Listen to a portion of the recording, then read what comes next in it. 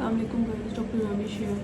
आज जो मैं टॉपिक आपके साथ शेयर करने के लिए आई हूँ वो है मलेरिया। ये मोस्ट कॉमन टॉपिक है आजकल के इन्वायरमेंट में, स्पेशली लाहौर में बहुत सारे केसेस हमें मलेरिया के दिखने को मिल रहे हैं। अच्छा, मलेरिया आज हम पढ़ेंगे कि मलेरिया को किस तरह हम उसको सिम्टम्स क्या आते हैं, उसको हम इन्वेस्टिगेट कैसे करते हैं, उसको ट्रीट कैसे करते हैं। अच्छा, ऐसे फर्स्ट ऑफ ऑल जब मलेरिया का पेशेंट आपके पास आएगा तो उसकी प्रेजेंटिव कंप्लेन क्या होगी। मलेरिया का पेशेंट आपके पास आके प्रेजेंट कैसे करेगा। अच्छा, पेशेंट आके आपके पास कहता है कि वो रात बिल्कुल ठीक सोया, ठीक है, अचानक से उसको बहुत तेज़ बुखार हो गया, ठीक है, हाई ग्रेड उसको फीवर हो गया बहुत तेज़ और अचानक से हो गया, सडन ऑनसेट होता है, सडनली ऑनसेट होता है, हाई ग्रेड फीवर होता है उसको, ठीक है, और फीवर इंटरमिटेंट होता है। इंटरमिटेंट का क्या मतलब है कि फ़ीवर जो है ना वो फ़ीवर होगा बहुत तेज़, फिर उतर जाएगा, ठीक है, मुकम्मल उतर जाता है, ठीक है, उसके बाद बॉर्डर लाइन को टच कर लेता है और उसके बाद एक आध दिन ठहर के दोबारा से हो जाएगा, ठीक है, और होगा फ़ीवर होगा सर्दी के साथ, ठीक है, राइगर एंड चिल्स के साथ आपको फ़ीवर होगा, ठीक है। अच्छा, इसमें हम ना जब पेशेंट हम वापस ऐसे लेके आएगा ना कंप्लेन कि जी मुझे अचानक से बुखार हो गया, बहुत तेज़ बुखार है, मुझे सर्दी भी लग रही है बुखार के साथ और मेरे बॉडी में बहुत दर्द हो रही है, पूरी बॉडी में दर्द हो रही है, बॉडी एक्स होगी, ठीक है, फिर वो कहेगा कि मेरी बॉडी में जान नहीं है, ठीक है, वीकनेस मुझे बहुत फील हो रही है, ठीक है, तो हम उसकी ना ये तो हमने उसकी हिस्ट्री बेस पे हमने एक वो बना लिया कि ये लग रहा है कि मलेरिया। अच्छा, हम इन्वेस्टिगेट कराएंगे, हम उसकी सीबीसी करा के देखेंगे, मलेरिया का टेस्ट भी होता है, ये सीबीसी पे भी आप देख सकते हो। आप सीबीसी करवाओगे ना, जब आप सीबीसी करवाओगे तो उसमें आपको जो इओसिनोफिल्स है ना वो आपको रेज मिलेंगे, ठीक है।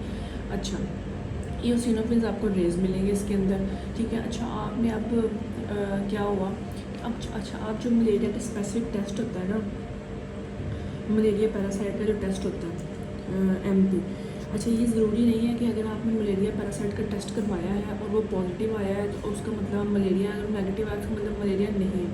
फॉल्स नेगेटिव टेस्ट भी रिपोर्ट आ जाती है, तो आपने ज़्यादा फोकस करना है हिस्ट्री पे। अच्छा, अब आप इसको ट्रीट कैसे करोगे। अच्छा, इसकी ट्रीटमेंट क्या है।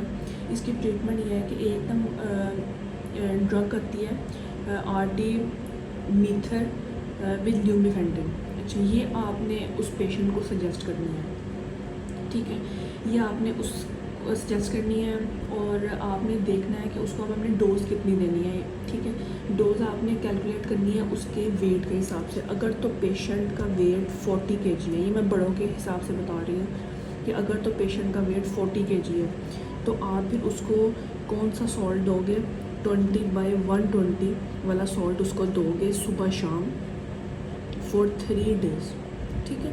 और अगर वो 40 से 60 kg वेट है तो फिर आप 40/240 का दोगे 3 टाइम, 3 days के लिए सुबह शाम। और अगर 60 से अबव उसका वेट है तो फिर आप 80/480 दोगे 3 दिनों के लिए सुबह शाम, ठीक है। अच्छा, और दूसरी बात ये कि उसके बाद हमने उसकी सिम्टोमेटिक ट्रीटमेंट करनी है। अगर ये तो हमने होगी ना उसको मलेरियल पैरासाइट के लिए हमने मेडिसिन दे दी। अगर उसको फीवर तो उसके लिए आप पैनाडोल दोगे, ठीक है, 2 आपने उसको कहना है कि सुबह दोपहर शाम तुम्हें 2 की डोज लेनी है। अच्छा, अब उसमें वीकनेस है तो उसके लिए आप उसको कोई मल्टीविटामिन, कोई एपेटाइज़र दे दोगे, ठीक है। और अगर उसको साथ में वॉमिट भी आ रही है, अगर वो वॉमिट की कंप्लेन भी कर रहा है, क्योंकि अक्सर मलेरिया पेशेंट में जो मलेरिया के पेशेंट हैं उसमें वॉमिटिंग आ जाती है एज अ सिम्टम, तो आप उसमें ऐसा सेंट्रल एक्टिंग आप उसमें दोगे एंटीएमेटिक जो कि उसकी वॉमिट को बंद कर, जैसे कि ग्रेविनेट है, ठीक है। अच्छा, अब बात आ गई है चिल्ड्रंस की।